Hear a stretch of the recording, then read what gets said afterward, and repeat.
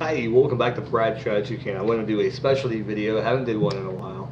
Um, and this will kind of be probably the one videos I'm going to do. If I have a chance to record a video in the house, this is what I'm going to do. With things happening right now, I have a lot of things going on. Things may change. Who knows? Um, there we go. This is the topic that I want to talk about this time. The greatest gimmicks of all time. What do I think? The top 10, I would say. So number one gimmick of all time, it has to be the guy. I mean, hell, he's 20 years or a little bit more than that. He's been doing this. He's been the gimmick that has lasted a lifetime, basically. The Undertaker. I mean, it has to be the greatest gimmick of all time. If you think about a gimmick, he's the dead man. What other guy could top that? That he's been doing a gimmick for almost 20 years. There you go. Number two, second guy, I think, and a lot of people may disagree with me with this being number two.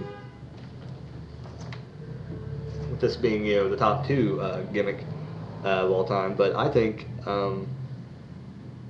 Mick Foley. He's had a lot of characters. He's been able to take them all around the world. Cactus Jack was the first one. And then he went on to do Love, Mankind. I mean, I think that a guy willing to do that, I mean, he's got a lot of gimmicks right there. And he's done Mick Foley as the gimmick, where basically he acts like Cactus Jack for the most part. But he'll do the Sacco thing, or he'll do the Mandible Claw, and act like Mankind. So I mean, Mick Foley, I think he's tremendous. He's had a cool gimmick, and he had a cool gimmick, things like that.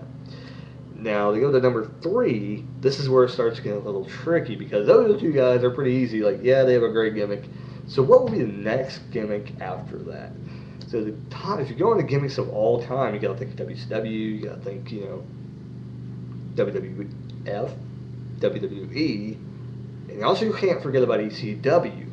So, and the other promotions a long time ago, which I didn't really follow those. So if there's gimmicks a long time ago, which I don't think if you think gimmicks, you don't really think of like back in the day, because a lot of those were just people coming out with their names and blah blah blah, things like that. But I have heard a lot of people talk about Gorgeous George back in the day. Not the WCW hot chick. No, we're not talking about that. We're talking about the guy, Gorgeous George. So I have to put him as one of the top gimmicks of all time, because I've never seen anything done like that. If you would want to say anything that was anything like him, it was Rick Martel.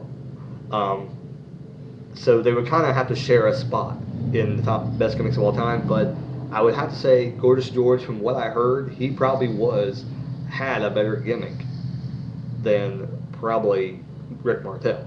So Gorgeous George, he came out supposedly, I've seen pictures and I've heard stories where he used to come out and spray, perfume, and he did this, and he was one of the first guys to have what I remember hearing in stories is that he was one of the first guys to have that gimmick that really like made people mad, and the first kind of gimmick like that, to come out kind of girly and things like that. So you have to give credit to him. He has to be number three on the list. So, but number four, going back to a lot of storylines, I think if anybody had to pick gimmicks, and I know this is from my childhood and everything like that, but I mean, if you think about any gimmicks these are gimmicks that had to get over, the greatest of all time. So you have to, I don't really consider Hulk Hogan a gimmick. It is a gimmick, but I don't consider it a gimmick, because he basically was himself most of the time. He didn't act like a comic book character. Things like that. So to say of all time, the Warrior has to be in there. So I'm not going to put him in there yet, but the Warrior is going to have to be in there at some point, probably here soon. So number four would probably have to be the Ultimate Warrior. Sorry, I was teasing you. Yeah. So number four has to be the Ultimate Warrior, because what he did in the business, what he has done against the business now is trying to tell people, the pros and cons basically of getting into business and everything like that. I don't know, like, you have to love him for what he did in the business. He may have did some crazy stuff. People may think he's a complete bastard in the wrestling industry, but I think that he did bring a lot into the business. At that time when he was there, he had a lot of excitement. So he has to be considered as one of the gimmicks, that got people to really like him. The next gimmick would have to be, I was going to put Earthquake in number four, but Earthquake actually I think should be in number five. He did a lot of gimmicks. So let me tell you this, he had a lot of gimmicks. He did the Shark, something like that. So,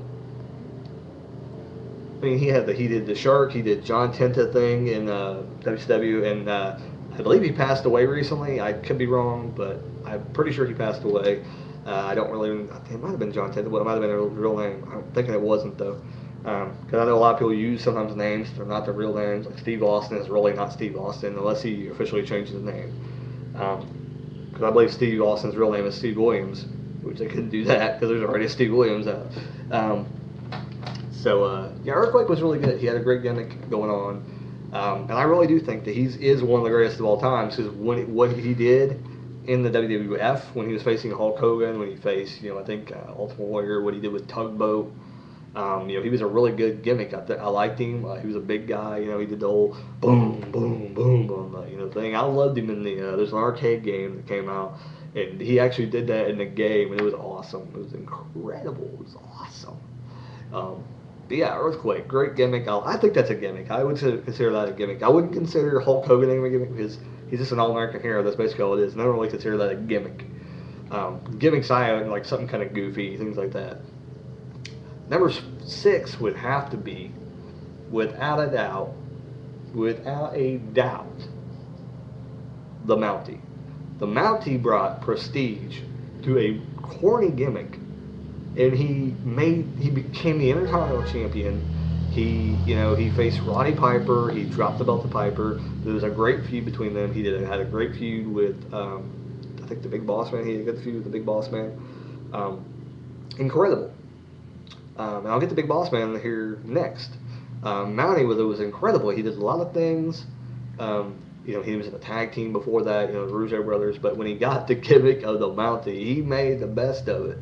He had, the Tase gun, which really brought a lot at that point in time to that gimmick. So I really, really enjoyed it.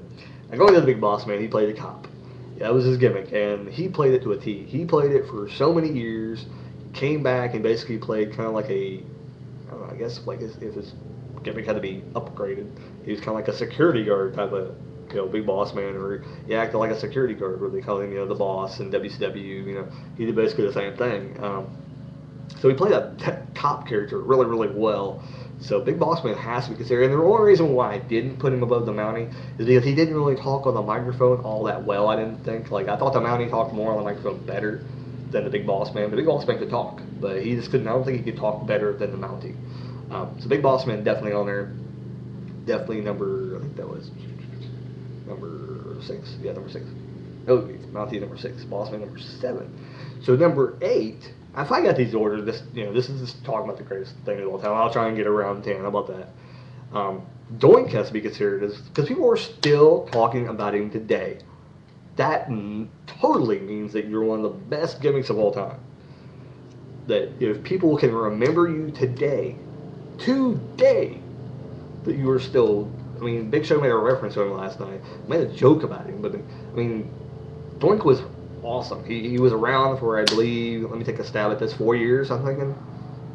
He was around the company. I mean, how many crazy gimmicks like that would last 4 years? I mean, seriously, there's not very many. I mean, usually gimmicks like that will be gone within a year. They'll use them and bring them in. Undertaker will squash them in a casket match.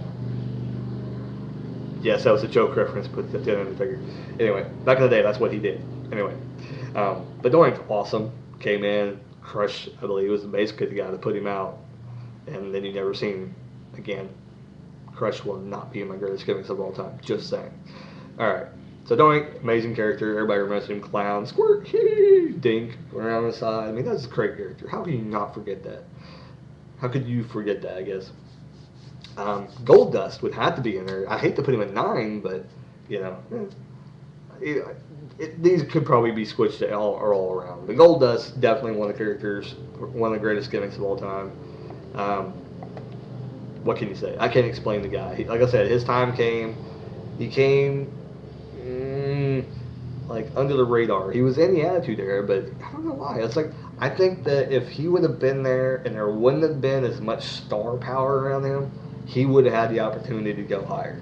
He would have been that world champion, going against The Rock, going, facing him for the world title or defending the world title. I think he could have done that. if there hadn't have been, a Stone Cold there, if there hadn't been a Shawn Michaels, or hadn't have been a Bret Hart, hadn't have been an Undertaker, hadn't have been a Kane, there would have been, that place for him. Or, I mean, Mick Foley, too, I can't forget about him. There would have been a place for Goldust to do that. And you think about back when Goldust was actually at the peak, when he first came in, Diesel was rising, Razor Ramon was rising up, Vader was still there. People were still kind of racing up, and there was still a lot of people there. Owen Hart was still around, Brian Pillman. You had Owen Hart, things like that. It's like you had a lot of guys around there that were really, really talented. So I mean, the Attitude Era was anybody could have made it in the Attitude Era. To be quite honest, a lot of people could have made it, but only a few were able to because of how many big stars they had. Triple H came out of there, rose out of the ashes, was able to do something in that era, surprisingly, because he came in basically as a jobber, was a jobber for I don't know how long. And then finally, they played the gimmick up, basically, and he just started winning and things. So it was pretty cool. Of the gimmicks, of all the gimmicks, Goldust probably had one of the gimmicks that should have worked, but didn't, because he was around in an era where, there wasn't. I always was a fan of Goldust. I always was shooting for him to go for that world title, and never happened. Never had an opportunity to become the world heavyweight champion. So the last gimmick, who would I put to the last gimmick of Raw, or of all time? I mean, like I said, a lot of WCW guys. There really wasn't a whole lot of gimmicks in WCW, but if anybody remembers any gimmick in WCW, it would be Glacier. And the reason people remember it is because they beat it into our heads. Now with Glacier, I will talk about Mortis because it was all part of that little clique. There was Mortis, there was Wrath, and there was Glacier. These three guys came in at the same time, basically. And you've seen James Mitchell for the first time in WCW, and I heard he was in Smoky Mountain Wrestling and did stuff before this. That's the reason why they brought him in to do the characters. Is that he could do amazing things with guys, with creepy characters. And Glacier, I mean, he's a martial arts guy. Basically, he looked like a Sub-Zero come to life in WCW, and that's why I think he was so popular. Then you had, somebody that looked like a Scorpion, like Wrath, came in with skulls all over him, and he looked like, Skeletor, basically straight from Masters of the Universe, and people liked him too, which later on would become Adam Bomb, Brian Clark, whatever. And then you had a Mortis, which later on you would know him as Canyon. These guys came in, they made a lot out of their characters, and to think that the main guy, Glacier, didn't even go on to do other things. He ended up quitting, and they actually had him in the Where Are They Now, I think on WWE.com, so you can go back and look at that.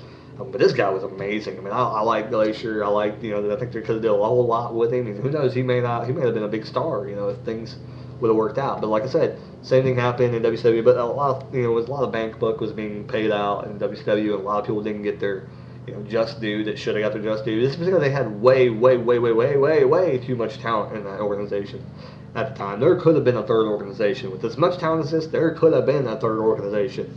ECW should have rose. They should have been a big player. There should have been the big three. And I don't think that there'll ever be a big three, because once one organization starts to come up and face WWE is going to bring their talent up to par. They're going to get going. They're going to knock out that person before the other people can ever get up. But ECW had their opportunity, and they dropped the ball. Paul Heyman wanted to go with rollerball. He was all interested in rollerball and dropped the ball with ECW.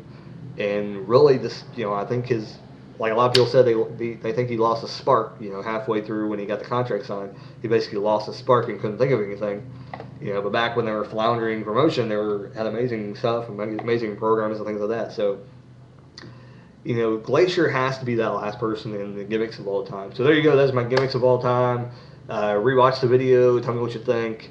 Like I said, Undertaker, Mick Foley, with all his amazing gimmicks. Number 3, I'm just going to randomly say him. Undertaker, Mick Foley, Ultimate Warrior, Earthquake, the Mountie, the Big Boss Man, Gorgeous George. Couldn't forget him. Who else did I say? Goldust.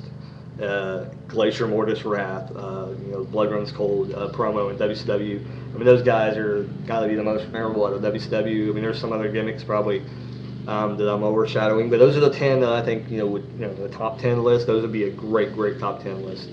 People that had great gimmicks. So there you go. There's my top 10 greatest pro wrestling gimmicks of all time. Yeah, I said all time like 45 times. Anyway, thank you for watching Brad Tragic. Thank you for watching my specialty video. Hope you guys continue to watch. Like I said, coming soon, the audio show. Are you going to like it? Hope you do. This is going to be a lot easier for me, and you can be able to get a lot more content from Brad Tragic. And I hope you'll like it better. You don't have to look at my ugly face anymore. Thank God! See you guys later. Bye.